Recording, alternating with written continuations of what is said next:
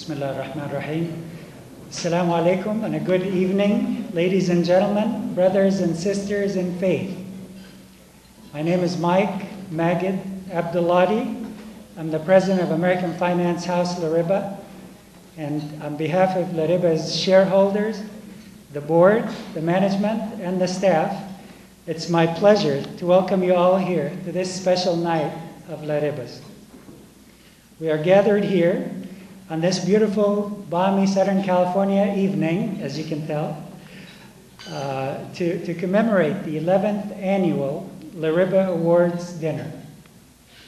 Besides our distinguished Lariba awardees, tonight is even more special as we are awarding a well-deserved individual the Lifetime of Achievement Award for his contributions to the field of riba, or ribbit-free Islamic finance. Without further ado, I would like to invite Sheikh Ghazali up to do their citation. Sheikh Ghazali Salim is from the Asian Islamic Center in Pomona. أعوذ بالله من الشيطان الرجيم بسم الله الرحمن الرحيم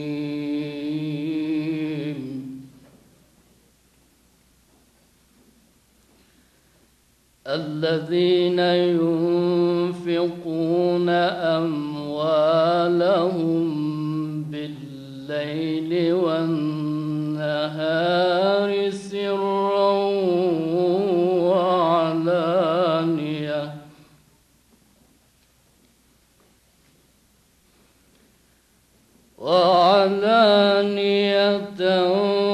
فلهم أجرهم عند ربهم ولا خوف عليهم ولا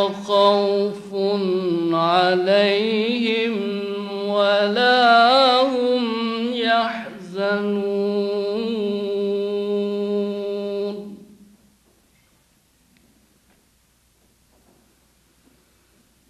الذين يأكلون الربا لا يقومون إلا كما يقوم الذي يتخبطه الشيطان من المس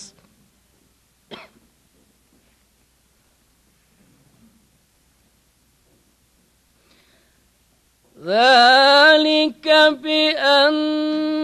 بأنهم قالوا إنما البيع مثل الربا الذين يأكلون الربا لا يقومون إلا كما يقوم الذي يتخبطه الشيطان من المس ذلك بأنهم قالوا إنما البيع مثل الربا وأحل الله البيع وحرم الربا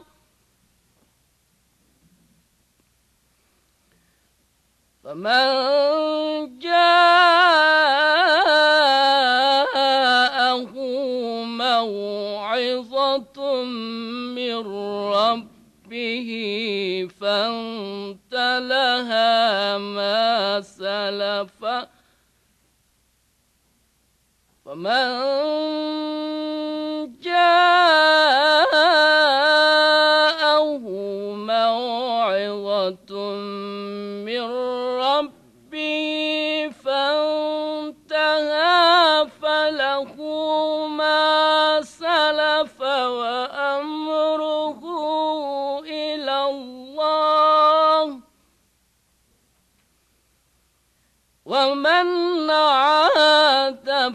أولئك أصحاب النار هم فيها خالدون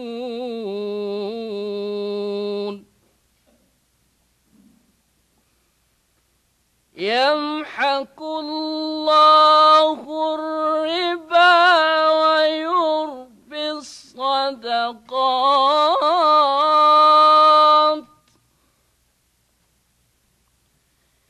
يمحق الله الربا ويربي الصدقات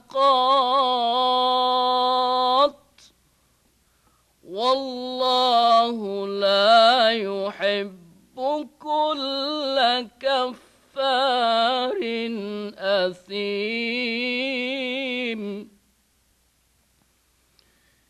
إن الذين آمنوا وعملوا الصالحات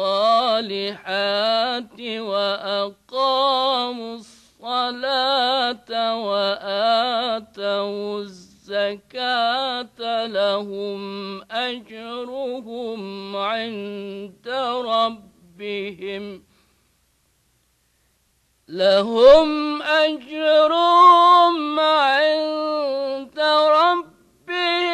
ولا خوف عليهم ولا هم يحزنون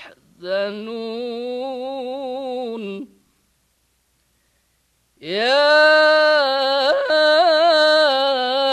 أيها الذين آمنوا اتقوا الله وذروا ما بقي من الربا اتقوا الله وذروا ما بقي من الربا إن كنتم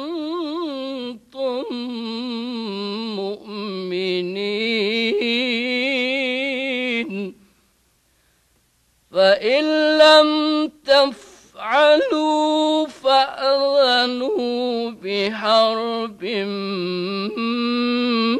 من الله ورسوله وإن تبتم فلكم رؤوس أموالكم لا تظلمون ولا تظلمون وإن كان ذو عسرة فنظرة إلى ميسرة وأن تصدقوا خير لكم إن كنتم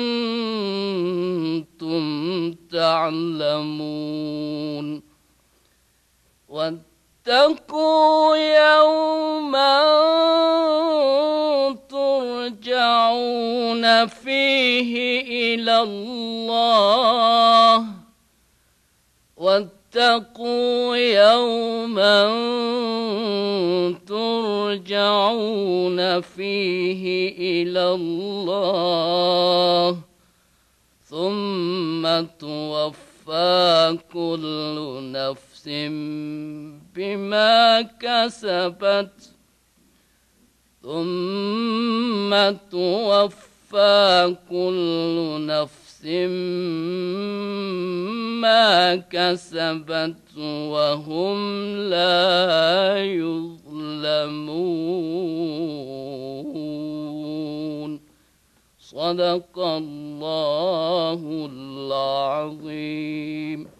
Next, actually, we have a treat. It's going to be a little challenging, but we have a treat. We have Miss Azada Dadgostar will be, please join us. She'll be reciting the Star-Spangled Banner and God Bless America. She joins us from the Iranian Muslim Association of North America. Oh, say, can you see by the dawn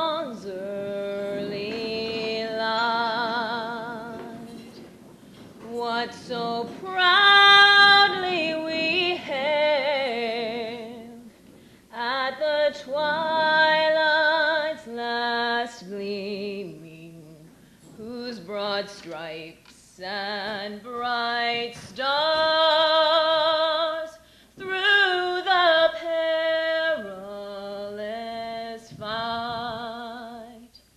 O'er the ramparts we watched were so gallantly streaming, and the rockets' red glare,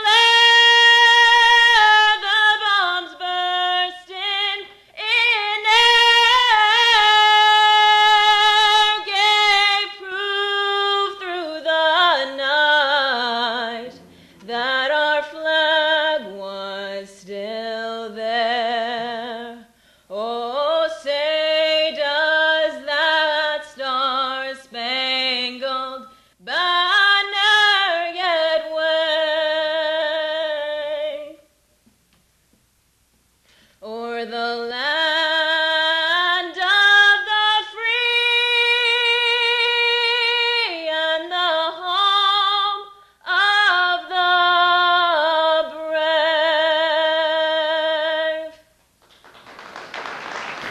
What a wonderful rendition. We thank you very much. We have Senator Jack Scott would like to say a few words to our distinguished awardees.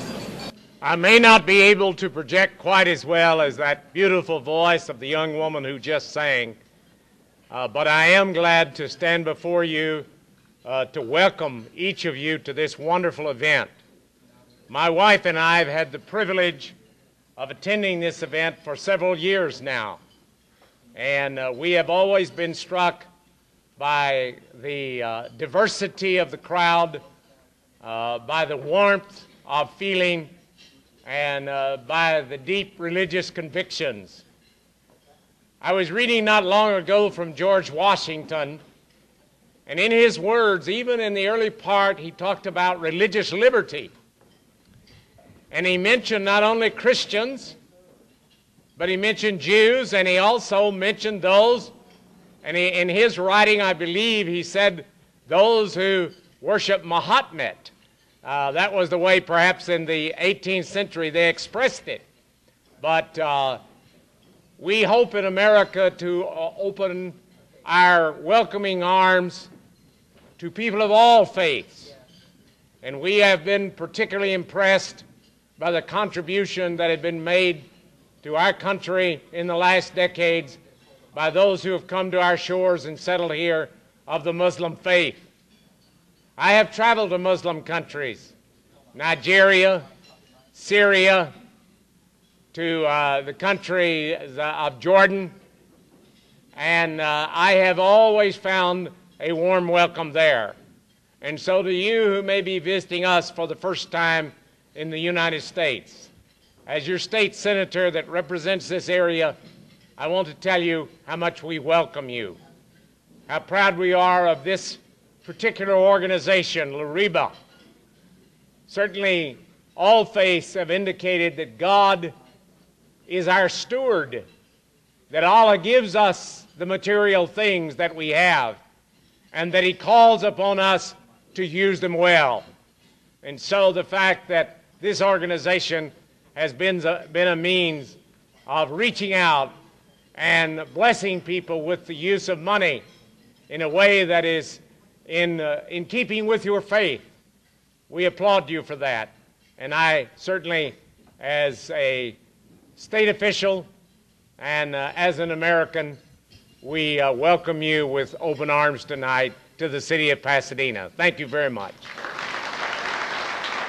And now, if I may, I'd like to introduce the mayor of the city of Pasadena, Mayor Bill Bogart, to also say a few words. I can't say how pleased I am to have this opportunity on behalf of the city to join with Senator Jack Scott in extending a cordial welcome to all of you. From my point of view as mayor, this is a proud event for the city of Pasadena. To attract all of you here, to enjoy Pasadena, to celebrate an important event in one of our important civic buildings, that makes me proud. to have Dr. Rahman and his important financial institution headquartered here, knowing the creative work it has done to create financial products that can be offered to followers of the Islam faith in conformity with their beliefs. That's a proud fact for me as mayor of Pasadena. We take a lot of interest in Pasadena in welcoming people from different parts of the country and different parts of the world. We're proud of being a cosmopolitan city and a diverse city with many different viewpoints, interests, backgrounds, cultural identities. Pasadena is a very vital and exciting city because of events like this, because of people like you. And we thank you for being here, and I hope that you have we all have a wonderful evening as we celebrate the persons being honored tonight. I enjoy the opportunity to join in the recognition that is being given to those who are being honored tonight. Thank you very much for this opportunity. Bismillah ar-Rahman ar-Rahim. My name is Yahya Abdul Rahman, and on behalf of American Finance House Lariba, I'd like to welcome you all, and we appreciate your coming out for an evening of excellence. Tonight happens to be the day of the birth of Prophet Muhammad. May God's peace and prayers be upon him.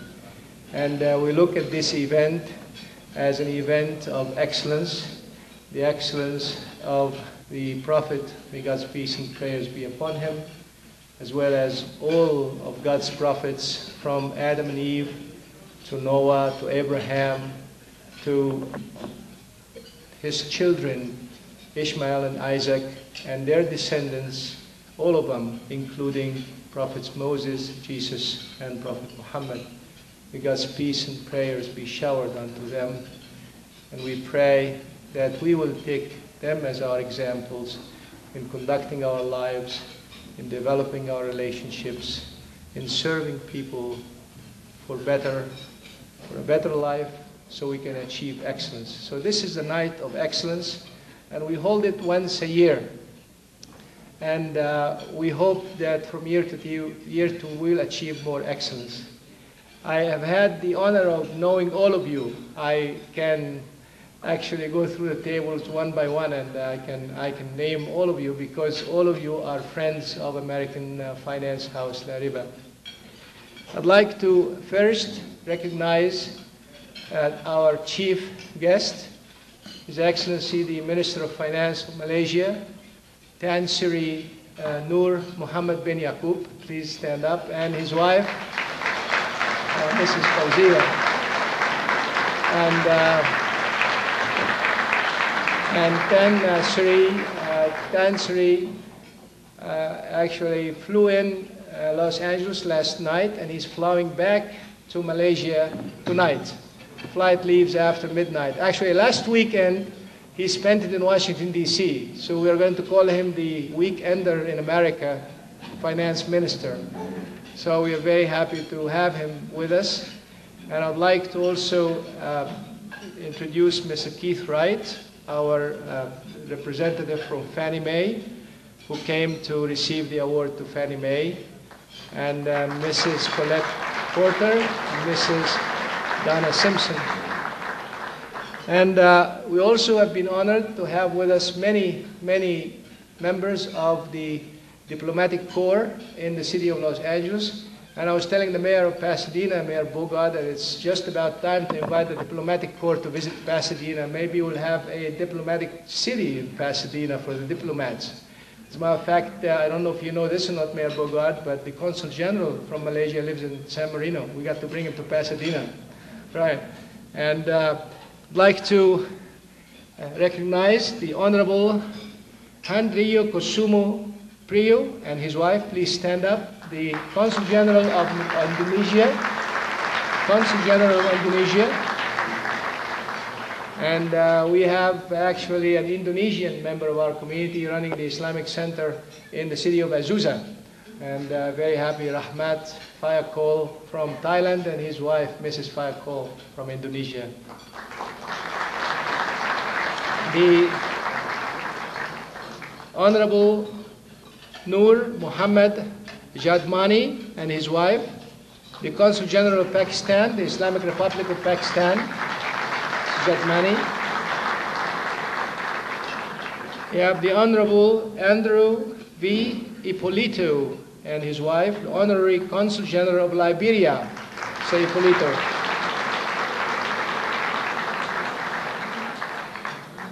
Mr. Bruce and Mrs. Rahma Omimoto, President and Chief Executive Officer of the Provicent. And can I say that you are the, can I?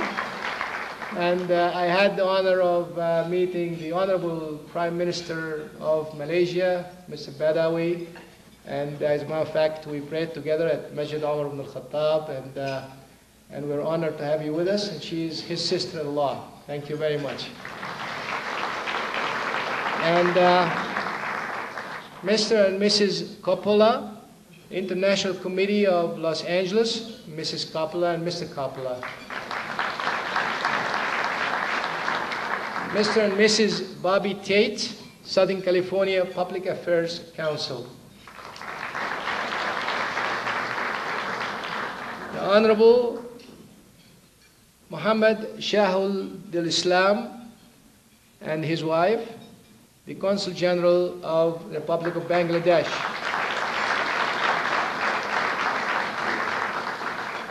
The Honorable Mrs. M. Finbar Hill and spouse, the Honorary Consul of Ireland. Honorary Consul of Ireland.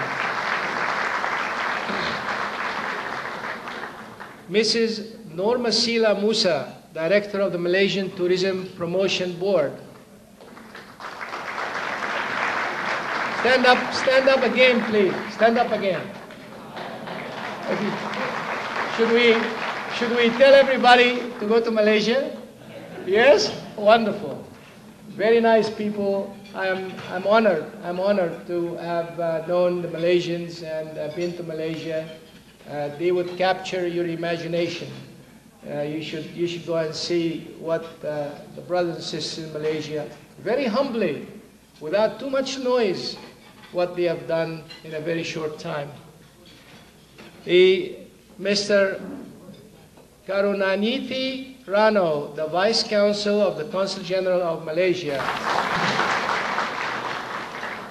Mr. Masri Zohaini Idris, Vice Consul for Investments in the Consul General of Malaysia. Mr. Idris.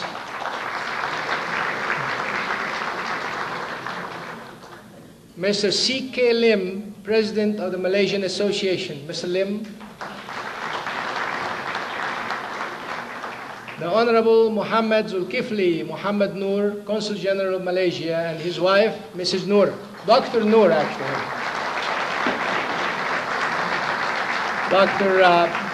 Dr. Noor is a wonderful immunologist who did her degree in England, Scotland, Edinburgh. The Scottish will not be very happy with that. She's a wonderful lady, mother of 3. And the Ambassador of Malaysia, Mr. Ghazali Sheikh Abdul Khalil, the Malaysian Embassy.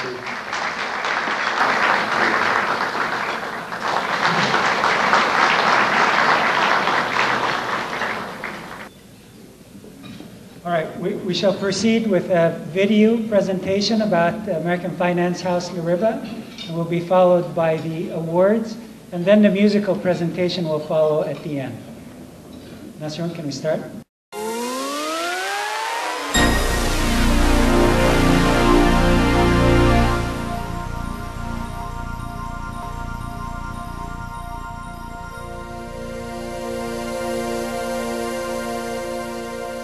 I was very upset or frustrated at first because it looked like I'm not going to buy any house, at that time. But when we find out the American finance is, for me, it's really, just a good news, very good news. Our understanding is no interest involved, that's the main idea. When someone first hears about Islamic banking, the typical first reaction is, how do you do that? How can you have a banking system which doesn't rely on interest, because interest is fundamental to the way we do banking these days. In the Hebrew scriptures, you find an interesting statement there, I think it's in the Leviticus, that addresses the Israelites that you should not lend to your brother with interest, with riba. If you're asking what is the Jewish understanding of rebate, then you really have to look at not only the biblical but the rabbinic understanding of rebate. And for the rabbis, these laws would apply in the relationship of Jews to non-Jews just as much as it applies in the relationship of Jews to Jews. Our members who do business with faith-based organizations, whether it's a church or a mosque or some organization affiliated with a religion, whether they're building senior housing or trying to create small businesses to revitalize a community, or whether they're trying to build a synagogue, our members have never had a loss on one of those loans. So that's a very good experience. One of the longer lasting impressions which you get is the piety of the Islamic bankers, the sense that they are not just engaging in financial transactions, but that in addition they are fulfilling a religious duty. Islamic finance as being a part of Islamic economics is much more than being about interest-free finance. It's about trust, honor, integrity in contracts. The love of money is the root of all evil. Money is available to if you manage it and not let it manage you. Money can be the devil that can bring you closer to hell, and it can be also the very thick wall to protect you from hell if you utilize it correctly. And that's why I see that any successful Islamic banking is the one that looks at humanity first, looks at the person and develop the person who has control on the money to recognize God in every act. Lariba is a movement that we hope will catch on not only amongst the Muslims but amongst all people of all faith in Hinduism, Buddhism, Christianity, Judaism and Islam.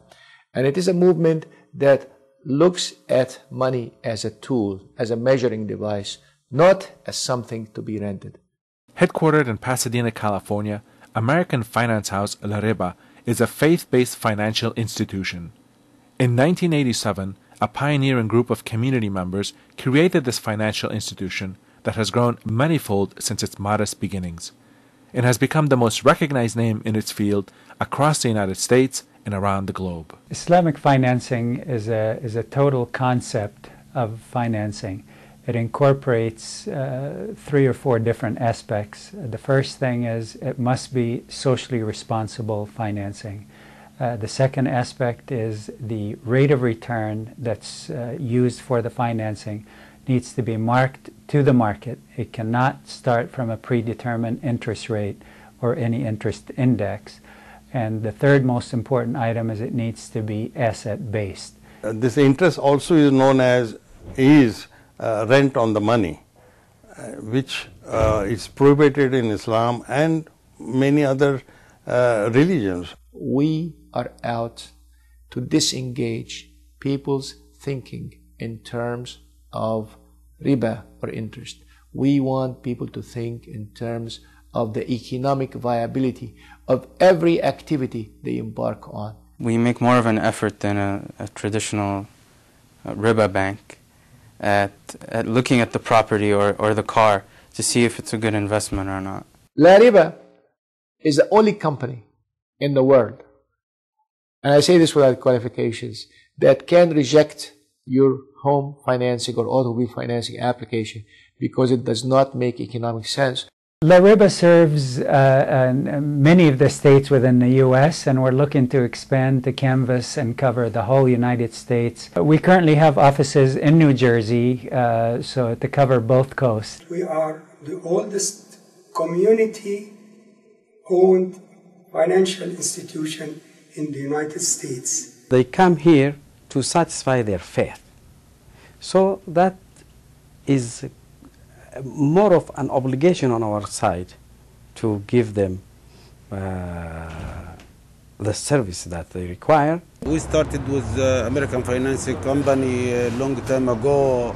We had a loan from the American finance company for the car wash 10 years ago, and right now we are starting a new car wash equipment. We are going through the process to get another equipment lease or finance through American finance company. American Finance House cannot lend for anyone who would like to do business illegally, such as opening bar and selling liquor. We don't do that, it's haram. We deal with the Lariba financing company for almost about 8 years now. We finance through them about 3 machines. As far as financing, they are very good service. Lariba provides the services and facilities for financing, home financing, somebody who is interested to buy a new home. It can be a condo, it can be a townhouse, it can be an independent house, it can be a duplex, triplex and fourplex also. I am a civil engineer by profession. I decided to buy a house in an Islamic way, and alhamdulillah, American Finance House provided that for me. Now I have some sense of belonging. I used to rent apartments for the last 10 years, and I was just going from one apartment to another apartment due to the needs, the rises, the kids was growing. Once you come to Lariba or Lariba family, you feel that you are also a member of that organization. My name is Ashfaq Shabandri. I'm working in KFC last 15 years, and I own this store last 5 years. Last year our store was #1. So we got the award for best of the best store in whole Southern California. I'm very satisfied because of Lariba, we don't have to deal with the interest and all. They treat us like a family, That's why we are very happy with them. Owning a home gives us a sense of security,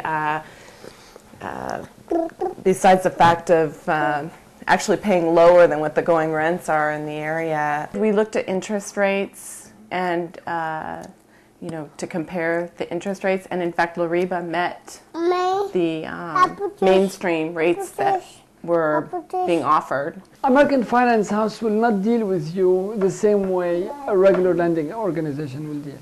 You can get to the president through a phone call, you can talk to, they really, when you go to meet them, you get to be treated as a human being. They'll ask you about your family, when is your wife due. We're going to invite them for dinner. We never invited them. I still owe them a dinner after we bought the house. My name is Claudio Gallego. I'm a nephrologist, and I've joined a group here that has had experience with American Finance Company. I think they're interested in community expansion and helping people to grow, both financially, and they also want to make sure that the people they associate with have something to give back to the community. I respect that philosophy. I think that transcends any religious separations. We found the opportunity to be competitive with what we got with the bank, so financially it worked out for us as well. The website of Lariba gives some background about Lariba's activities, and it also has some informative links to other information on the notion of Islamic banking and Islamic financing.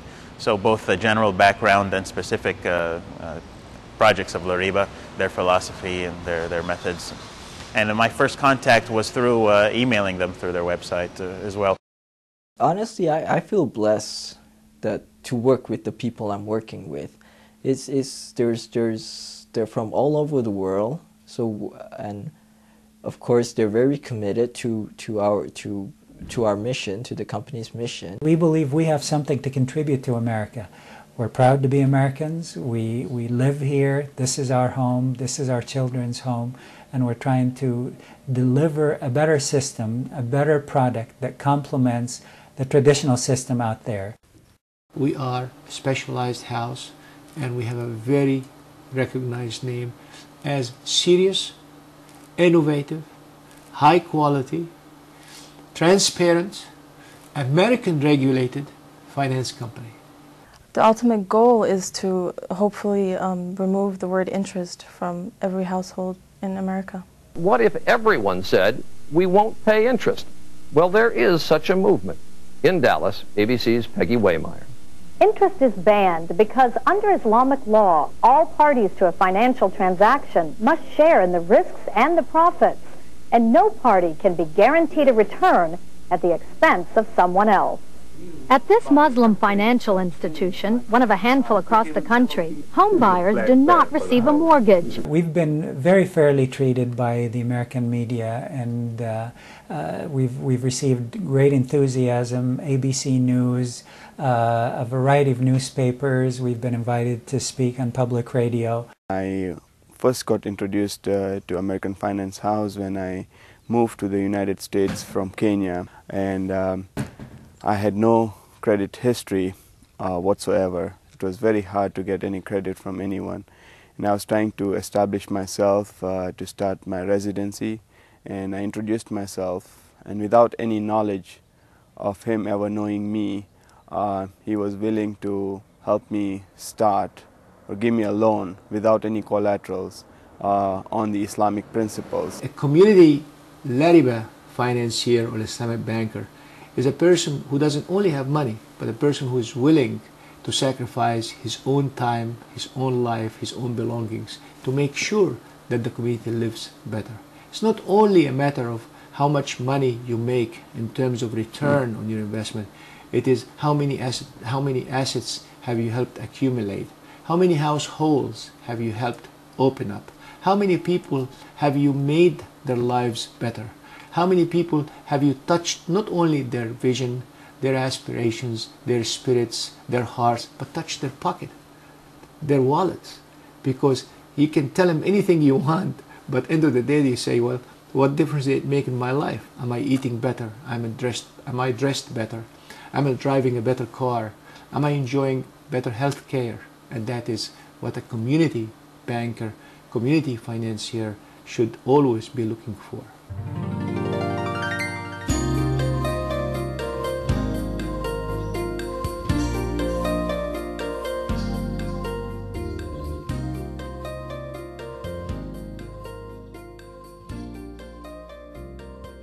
We've now come to the part of the evening that we're all here for, and that's the awards presentations. I would like to call our founder and spirit, Dr. Yahya Abdul Rahman. Every year we gather to celebrate the excellence in achievement in serving people. As a matter of fact, since 1993, we have done that, and these are the flags of the countries of origin or the countries where the recipients have come from. The first recipient came from India, and he's Dr. Najatullah Siddiqui. Second one was Sheikh Saleh Kamel from Jeddah, Saudi Arabia. And then we have Turkey, and then we have the United States and Pakistan and Egypt. And we'll skip California, we go to Malaysia, and we have Sudan, and what else? Canada, and many other places. Tonight we have actually two of the recipients with us. I didn't mention them. One of them is Professor Mahmoud Al-Gamal. Professor Mahmoud, please stand up. And Mahmoud Al-Gamal is a very dear friend of ours, and he is the first ever chaired professor of Islamic banking and finance at Rice University, and soon to be in better places in addition. And I just want to also recognize a man who has been very quiet supporter but dedicated believer, and his name is Zubair Kazi. Please, Zubair and Khadija Kazi, also a recipient of the Lariba Award. We thank you very much for your support. I want to also make a very important point that we did not go hat in hand trying to get money from outside the Muslim community in any of the countries, regardless how rich they were, because we believe that if we really are big boys and girls, we better put our money where our mouth is. So we made it intentional that this is a subchapter-esque company, so it only allows American citizens to become shareholders of the company. So we did not go hat in hand. We are not a foreign corporation. We are an honest to goodness American corporation, as good as an apple pie. We're all very proud of it. You may sense a Texan accent in my speech, but it's all right. I learned it from Jack Scott. Wonderful. Tonight we're going to celebrate the awards that we're offering to a very dear organization that supported us all the way through, and that is Fannie Mae. And for that we have Mr. Keith Wright who came to receive the award. I would like Mike to read the awards. We have many, many awards and recognitions from many organs of the state of California, the County of Los Angeles, City of Pasadena, and on and on. And Mike will go ahead and read. For all of them. And then, from the California State Assembly, we have an award. We'll name the awards and then we'll ask the awardees to come up. Is that okay? Yeah.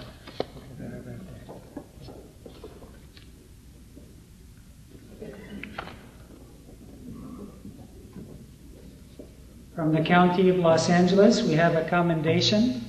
It reads, in recognition of the dedicated service to the affairs of the community and for the civic pride demonstrated by numerous contributions for the benefits. Thank you.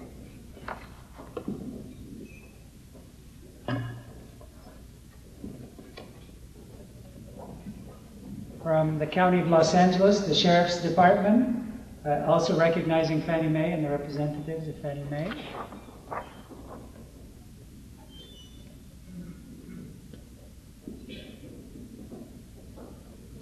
And from the City of Los Angeles, congratulations on the outstanding work that the Fannie Mae organization and the representatives do.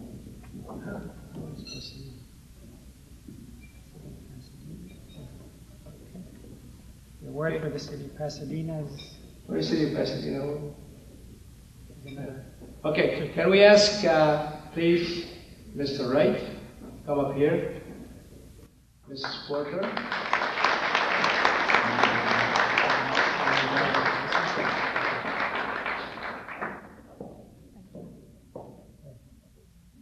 If there's somebody who took a lot of heat from somebody else, an old man called Yahya Abdul Rahman, it's these two ladies actually.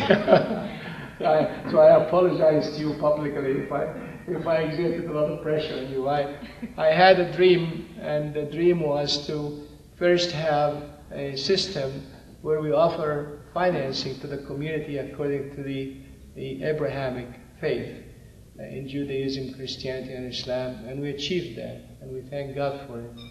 But then the next step was to be able to turn around and package these mortgages in the form of instruments like a CD, where the income will not come from interest but from rent streams of these places.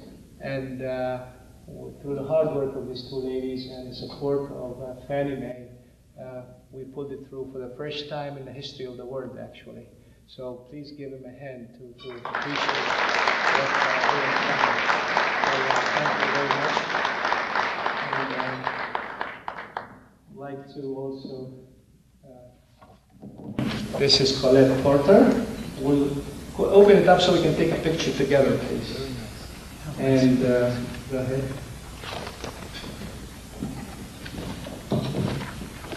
And Fannie Mae. And Donna Simpson. Wonderful.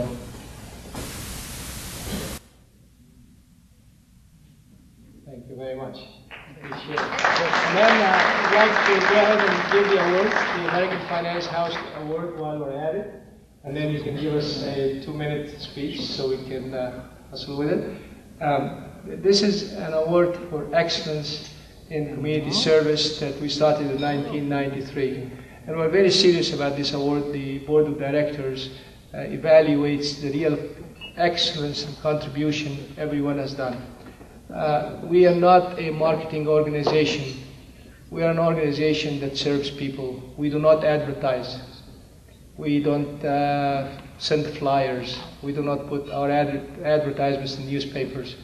We just rely on the word of mouth, on person-to-person referral.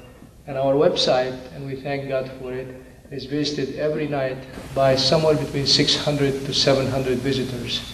And we thank God for that. And it says a lot about your belief in what we do.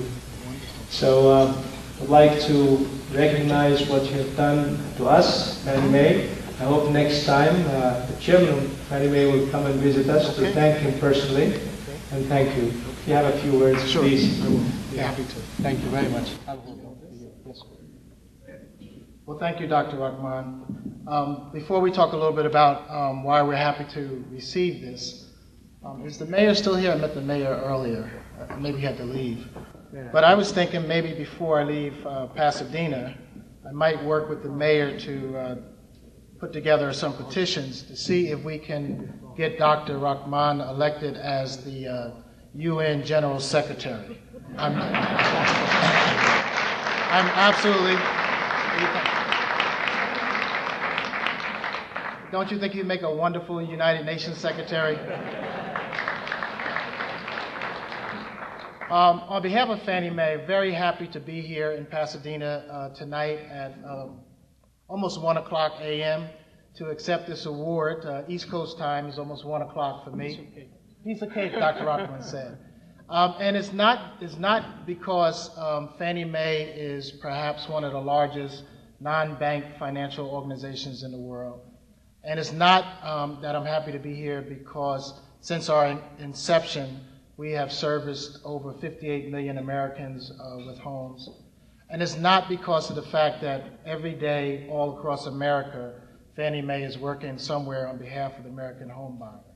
But what makes me very happy to be here tonight is simply because of the relationship that Fannie Mae does on a very local and personal level. And when Coletter Porter called me and asked me if I would come out to support her and one of her partners, I was delighted to be here.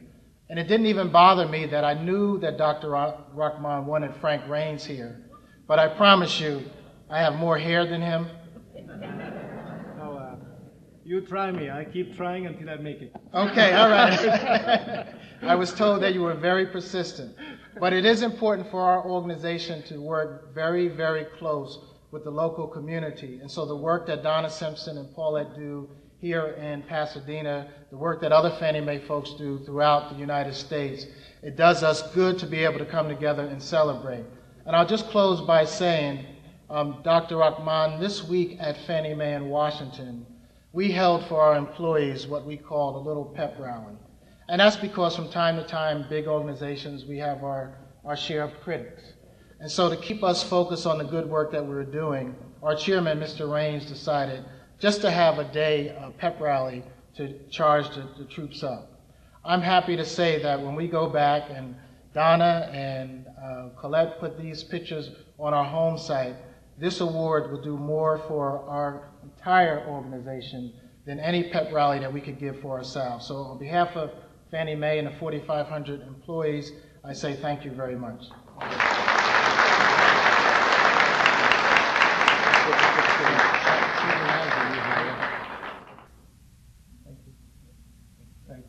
We're honored to have you. Really, thank you very much.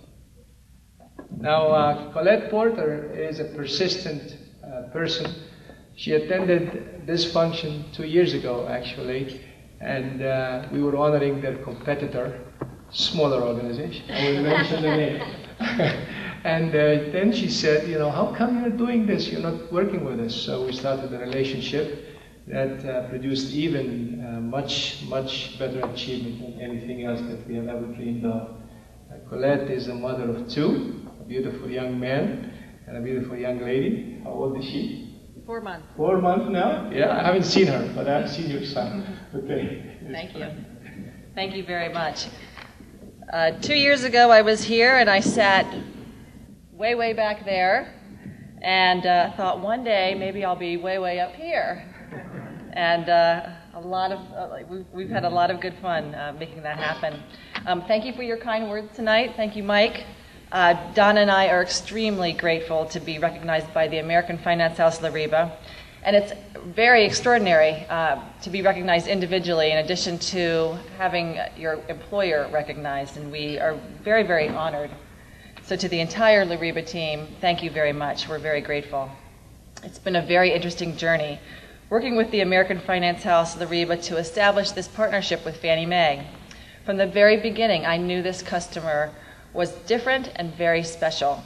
From the viewing of It's a Wonderful Life video in your office, to meeting families like the Norzays of Woodland Hills, who were able to achieve the dream of home ownership because riba-free financing was available to them through the American Finance House Lariba. Last year at this dinner, Dr. Rahman challenged me to help put together this mortgage-backed security that he spoke of. And I know, as we all know him and love him, he can be extremely persuasive. Say it lightly, I know. So I knew Donna and I were going to have to work very hard to be able to bring yes to American Finance House Lariba, and we were able to do that, and we're very happy about that, so thank you. Together, we're making a difference in the lives of American Muslims by making homeownership a possibility. And for Donna and me, that makes coming to work incredibly fulfilling. It's been an honor to be associated with the work of this important institution. And I get calls from all around the country asking about this particular business model. This partnership is part of Fannie Mae's faith-based homeownership initiative, and it serves a population that is often overlooked by the traditional mortgage market. But Donna and I consider it simply good business. So to Dr. Rahman, to Mike, and to the entire American Finance House Lariba team, let's do more good business together. Thank you. Thank you very much.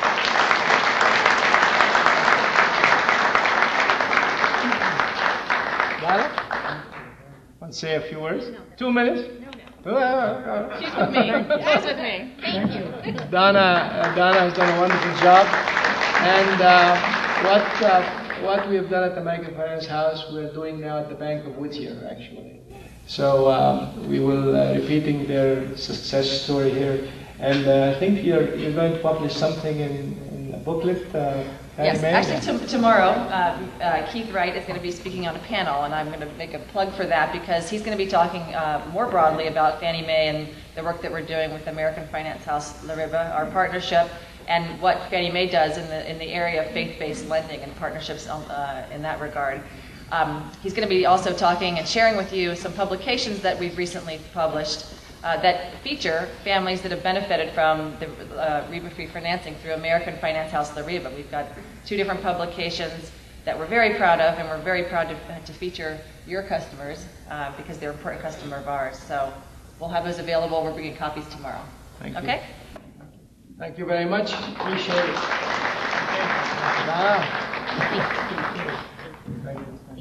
Thank you very much.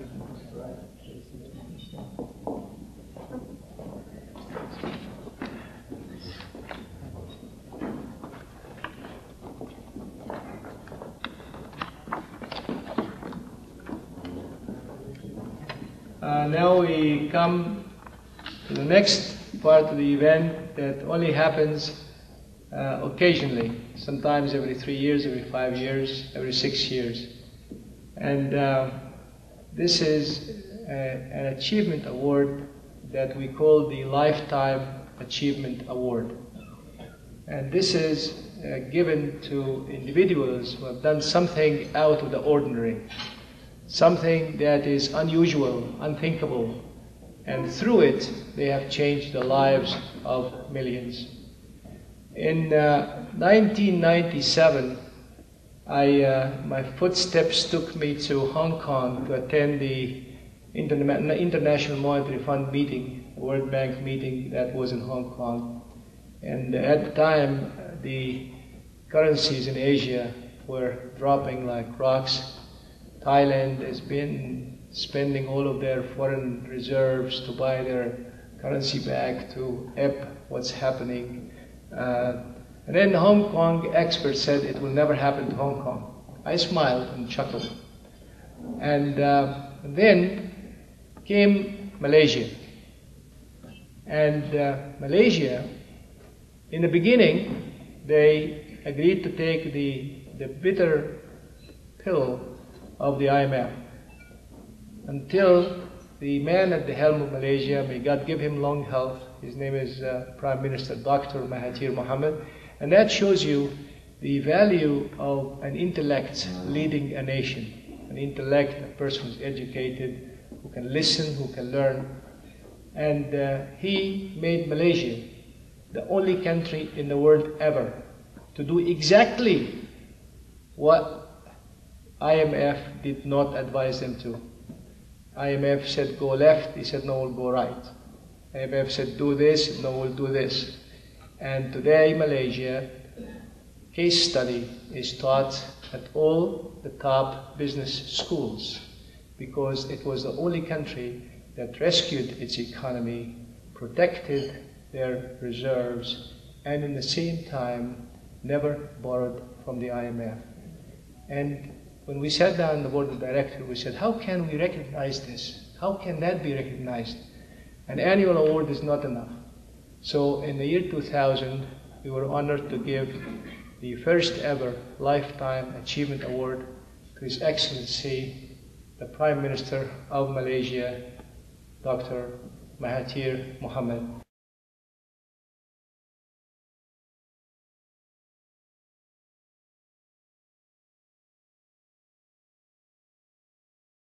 I wish to express my sincere appreciation to the American finance house Lariba for conferring on me this Lifetime Achievement Award for my role in resolving the financial crisis in Malaysia. I am particularly honored since I understand that I am the first ever to receive this award. While I accept this recognition with much humility and appreciation, in reality it is the Malaysians who truly deserve this award. And then life went on, and I had a number of meetings with the brothers and sisters in Malaysia, discussing what happened and doing it. And I want to take you back to 1995 when I went to study what the Malaysians are doing in Islamic banking. And I met a young man at the time, his name is Mohamed Yakcop, that really captured my imagination. And I was very impressed by the way he presented himself. He had just left the Bank Negara Malaysia, Central Bank of Malaysia, and I learned from him that in 1981 he was given the responsibility to write the first position paper on bringing riba-free banking to Malaysia.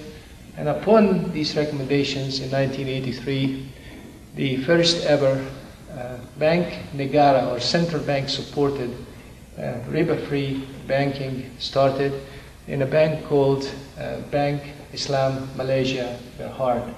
And that was the beginning of a tremendous movement in Malaysia. The fascinating thing about Malaysia is that all these things are done without any conflict between the government and the people who believe in a certain way. And again, it takes an intellectual, not an army officer, but a person who's not educated, who gives himself a title. So life went on, and then came the second important decision, how to popularize this concept. So they had one of two choices. One choice is to take Bank Negara, Bank Islam Malaysia Berhad, and open up branches for them. But then Mr. Yakcop had a very, very smart idea. He said, well, why don't we ask every bank we have in Malaysia to open a riba-free window? And if the riba-free banking is as good as we claim it is, it should compete well with the conventional banking. And that was the end of it. Through the stroke of a pen, the windows of riba-free banking became prevalent in Malaysia. Today, 10% of the deposits in Malaysia, I think about $20–25 billion are Islamic bank. And the biggest users of riba-free banking in Malaysia is not the Muslim community, it is a Chinese community in Malaysia. So they must know something we do not know. But I'm very honored to have known Brother Noor Mohamed Yakcop. This is a very unique man, and I'm honored to know him. He had his bachelor's degree in economics from the University of Malaya and an MBA from the Catholic University in Belgium. He also was given an honorary doctor's degree in economics from the University of Tun Abdul Razak Unitar in Malaysia. And here's something very interesting. Of course, he speaks his mother tongue, which is Bahasa Malaysia, and Tamil, which is a language of southern India, and Flemish, which is a language spoken by some Belgians, and Chinese, and I think English. What about French? Yeah? Not French. And so he developed the Islamic banking system in Malaysia, and I can safely call him the father of riba-free banking in Malaysia. He also set up the Securities and Exchange Commission of Malaysia for the first time. Malaysia had a Securities and Exchange Commission along the same lines, and I had the honor of following the progress of the commission. Nowadays they have a beautiful, beautiful building, and because of it, the credibility of the capital markets of Malaysia are now much higher than any average developing country. Malaysia is a developed country now. Also, he developed a very interesting concept which he called the bilateral trade agreements, the BPA. Now, he discovered through his research and his team's research that when two countries trade with each other, the net of the trade in and the trade out is a very small number of dollars. So when you buy cotton from Egypt, for instance, you don't have to send all these dollars to the Egyptian seller, and then the Egyptian seller would send you the dollars to buy your oil. You look at the net, and this way you don't have to deal with a lot of money. And he's working also now on something I hope you don't forget to develop, and that is the use of the gold dinar, which is founded on this whole idea. Mr. Noor Yakcop is a very creative man, and he left Bank Negara in 1994, and I still have good memory. He left Bank Negara in 1994, went to the public sector until 1997, when the Prime Minister went against all traditional thinking. He called him in Argentina, at a meeting in Argentina, and he said, I want to do something that is unusual. And unusual it was. And in every step of the way, Mr. Noor Yakcop first sat down with the Prime Minister to really teach him, and he was willing to learn how the foreign currency system works. And him being a medical doctor, he listened very carefully, and together they devised what has saved Malaysia. Just to give you a glimpse of what they did, they had what they called the tent approach. Under one tent, they had the seller of a real estate property, the buyer of a real estate property, the people who do the registration of title of the real estate property, the banker that would do the financing. And against all odds, the IMF said, increase interest rate. They said, no, we're going to reduce interest rates so we can get the economy going. And because of that, what happened has happened. Of course, after an economic crisis like this, a tremendous impact happens. Markets go down, companies that borrowed money cannot make their payments, so he actually did a tremendous job in restructuring a larger number of companies. Malaysia Airline table here, you should know that it is because of Mr. Noor Yakcop that your company is still alive and running and on its way to make tremendous, tremendous profits. And this is all I can say. Please welcome with me His Excellency, the Minister of Finance, Mohamed Noor Yakcop. Please rise.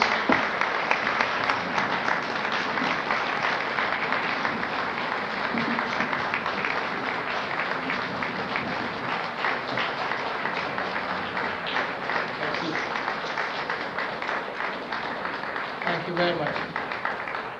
In 1996, we were honored to give him the Lariba Award for Excellence, and I'm very pleased to inform you that the Board of Directors of American Finance House, Lariba, has agreed unanimously, voted unanimously, to offer the award to His Excellency, Brother Mohamed Yakcop. Congratulations.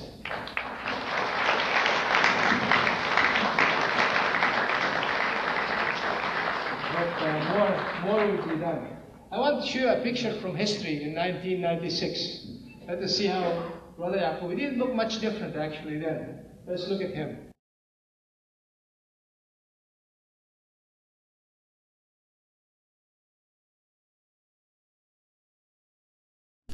Ladies and gentlemen, I am pleased and honored to announce that in its meeting of November 16, 1995, the Board of Directors of American Finance House, Lariba, has voted unanimously to grant the 1995 award to His Excellency the eminent Mr. Mohamed Yakcop, the former Senior Advisor on Islamic Lariba Banking and Trade Finance at Bank Negara, the Malaysian Central Bank. Congratulations.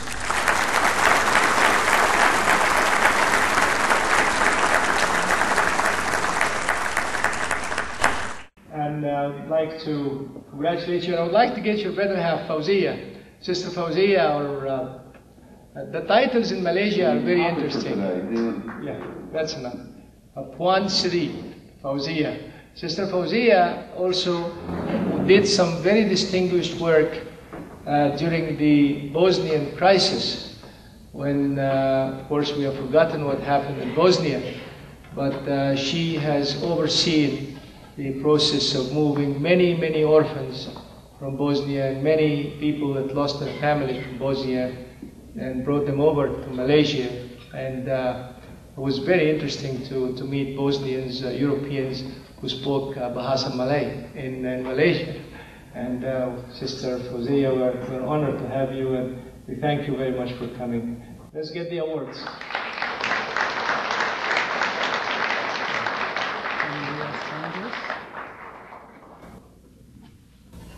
This is a certificate of special congressional recognition from the United States Congress of the United States to His Excellency Minister Tan Sri Mohamed Yakcop. Congratulations. And California State Assembly, His Excellency Senator Jack Scott. County of Los Angeles, from our dear friend Mike Antonovich. And Los Angeles County Sheriff's Department, Mr. Lee Baca. The whole city is up down for you. We're honored. And the city of Los Angeles, Mr. Dennis Zahn. And of course, the city of Pasadena, Mayor Bill Bogard. And then the Lariba Award itself. Where is the award?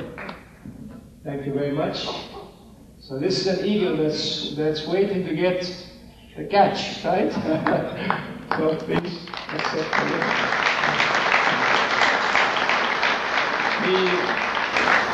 The award says, Bismillah ar-Rahman ar-Rahim, from the Holy Quran, وَالسَّابِقُونَ السَّابِقُونَ أُولَٰئِكَ الْمُقَرَّبُونَ. And the meaning is, and those pioneers are indeed the ones who are closer to Almighty God. And indeed you are, because you touched and changed the lives of millions of people. May God bless you. Thank you very much. Now we listen to Brother Yakcop.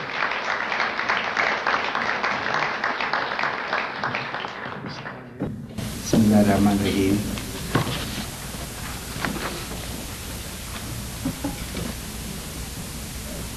Brother Dr. Yahya Abdul Rahman, distinguished guests, ladies and gentlemen. First, let me say Assalamu alaikum warahmatullahi ta'ala barakatuh, and a very good afternoon to everyone here. I'm indeed very touched by your presence, and I wish to thank the Board of Lariba and my dear brother Dr. Yahya Abdul Rahman for this very prestigious award. I accept this award with humility and wish to dedicate it to my beloved mother, Allahyarham Raihan Bibi binti Syed, who returned to Allah in April 2000. In fact, she sacrificed her life for me, and without her, I would not be standing here today. Alhamdulillah, all praise to Allah, that He has allowed us to be able to gather and think and collaborate and exchange views, and may He accept these small deeds of ours as an ibadah, and may He guide us along the straight path. I wish to, Brother Yahya referred that I was here last weekend in Washington, and I am here today. Indeed, the modern day travel has made life very easy for us. Compare this with the travel of ancient times. Remember Christopher Columbus?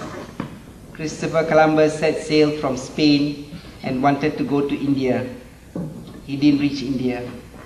He came to the United States, and the rest is history. If today, in modern time, if we set out from Spain and want to go to India, we will go to India. Only our luggage will go to the States.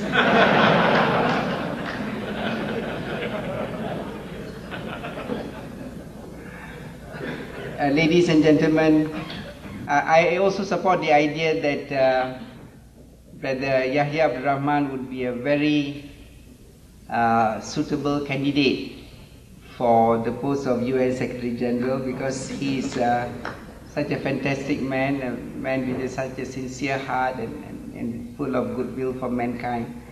And he's also a diplomat in another sense. I remember one function that we attended here in the States, where there was a conference, and both he and I were slotted to go up and become panel members for a session on Islamic banking.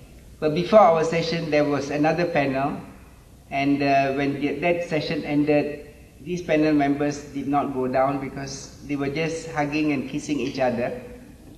And Brother Yahya went up and very politely told them that, can you please do all your kissing down there and leave the panel place to us? And they obeyed. And I remember then the definition of a diplomat. The definition of a good diplomat is one who can tell someone to go to hell, but tell it in such a way that that person will enjoy the journey.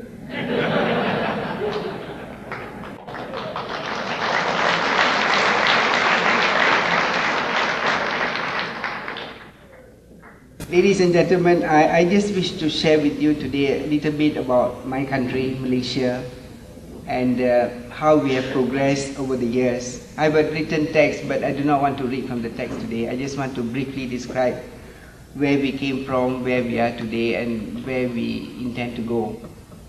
Malaysia is one of those countries that was under the British colonial office. We were occupied way back from 1500s by the Portuguese occupied Malacca, and later on the Dutch, and finally the British. But Malaysia became independent in the year 1957.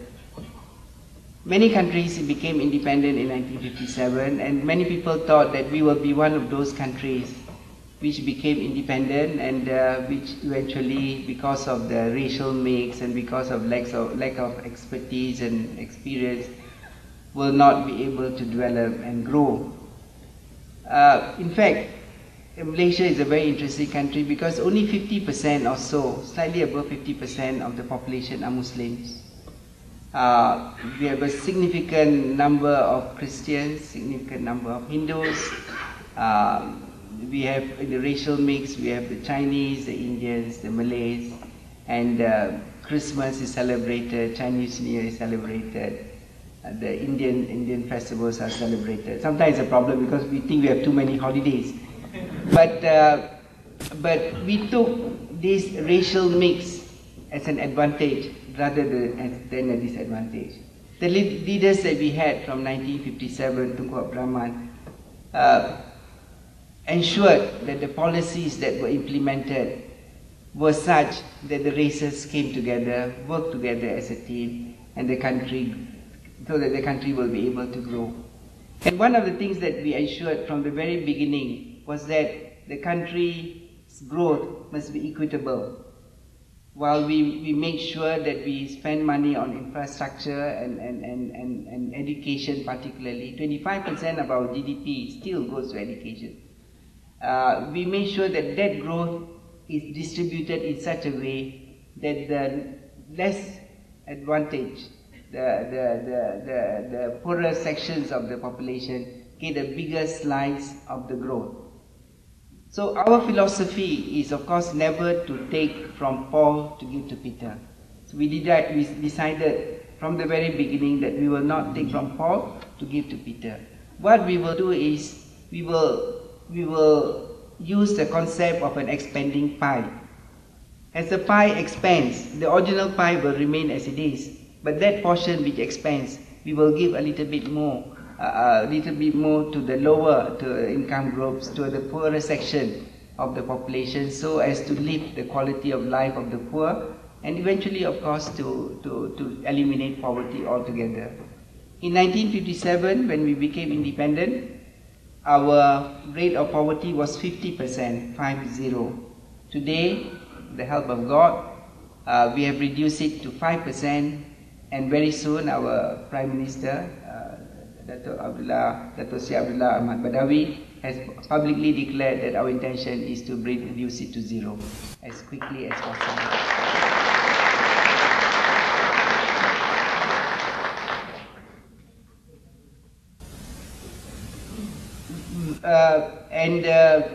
We had very good rate of growth, about 7 or 8% over long periods of time. But something unexpected happened in 1997. For the decade 1987 to 1997, we were growing at around 8.5%, 9%. Inflation was around 1.5%.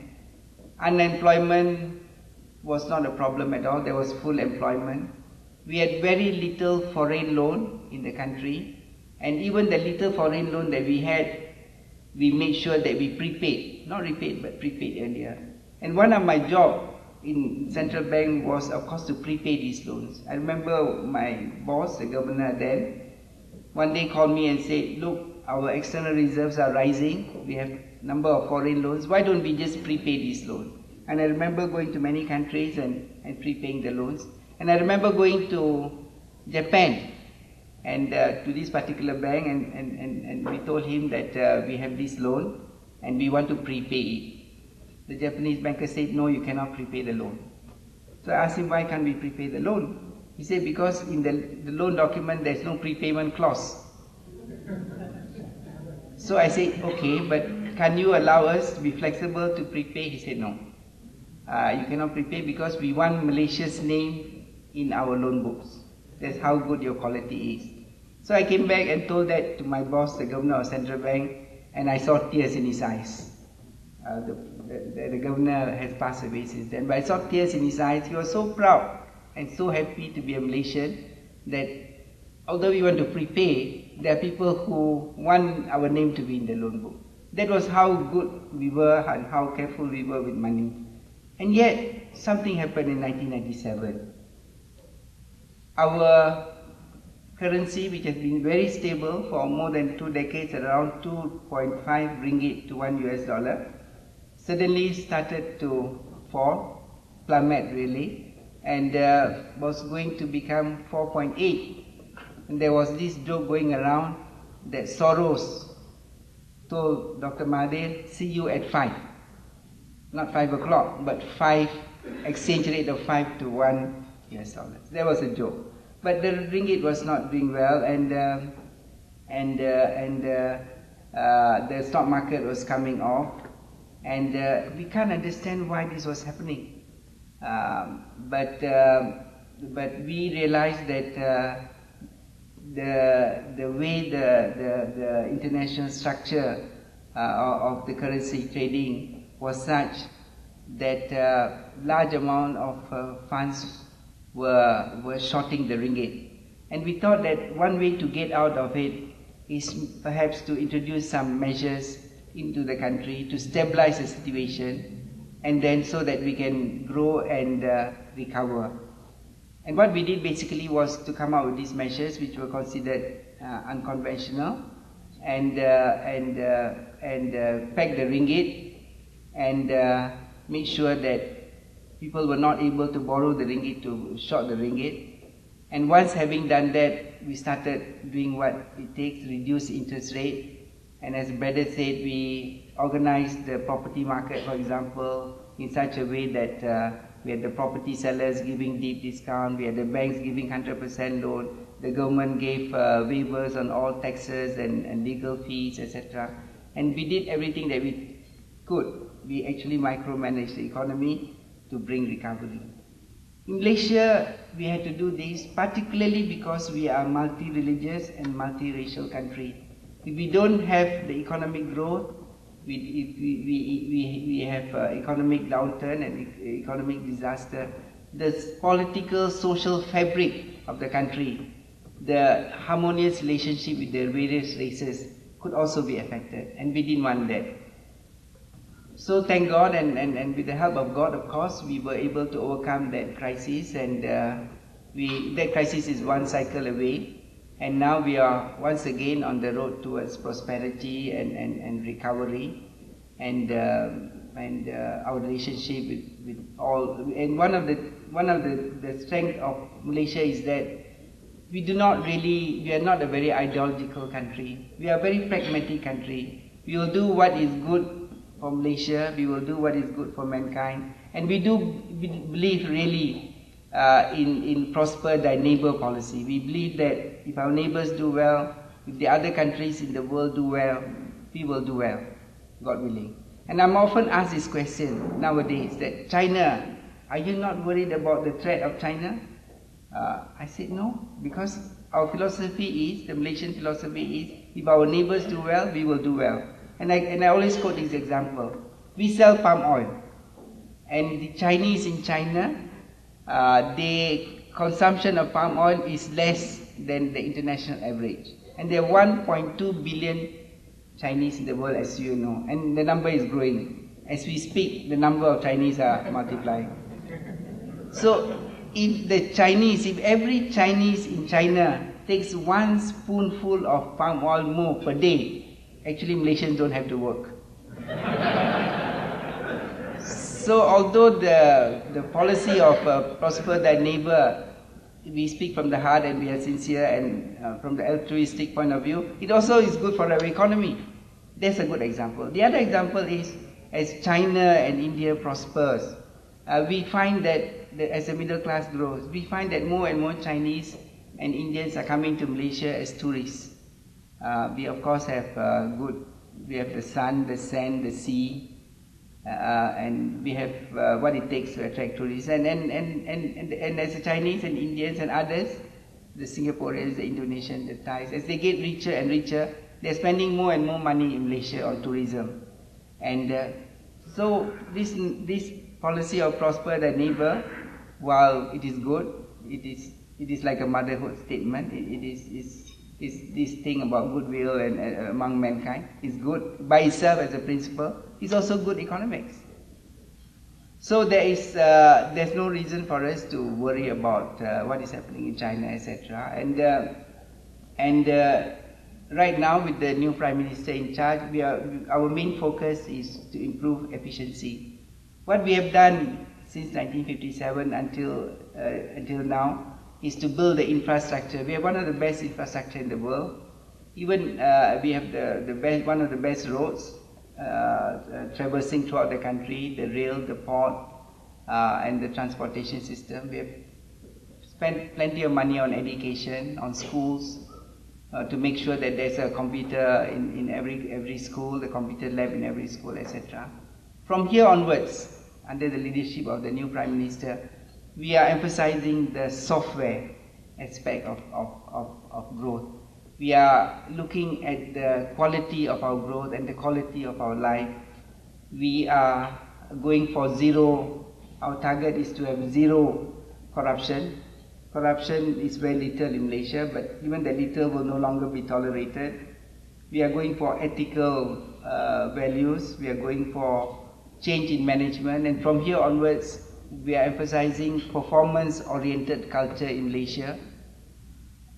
In the case of government-linked companies, the practice of lifetime employment is over. All the managerial posts in Malaysia in the government-linked companies will now be on contract for 3 years, and the salaries will not be government salaries. Of course, as you know, the ministers and the government servants earn very little in Malaysia, but that is okay.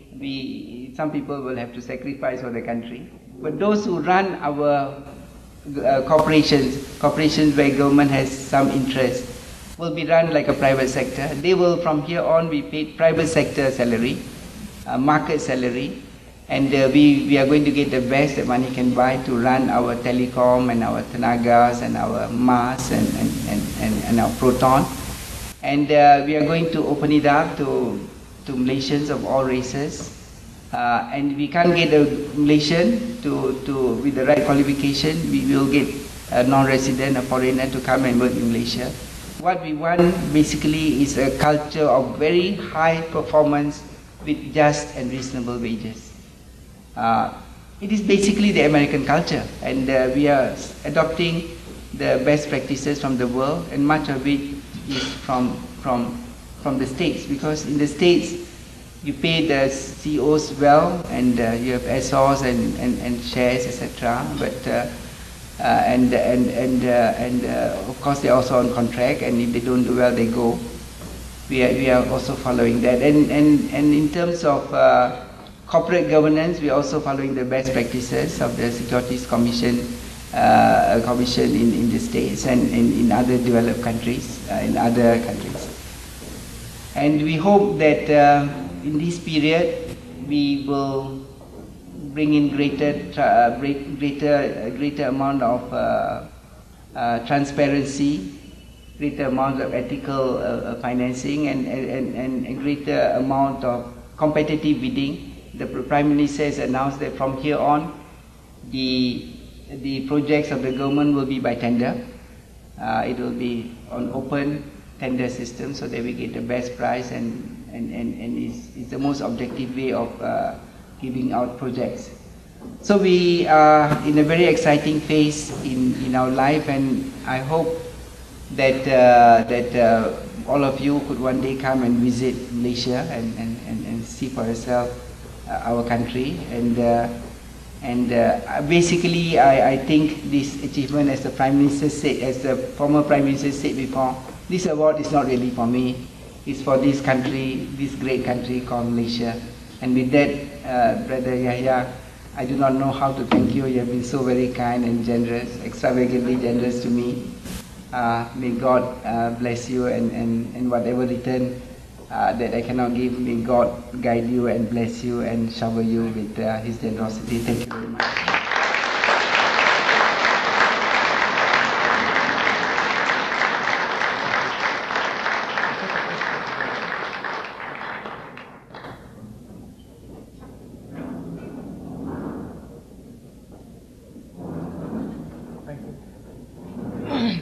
We have one thing left, and that is a pianist who played in front of Queen Elizabeth.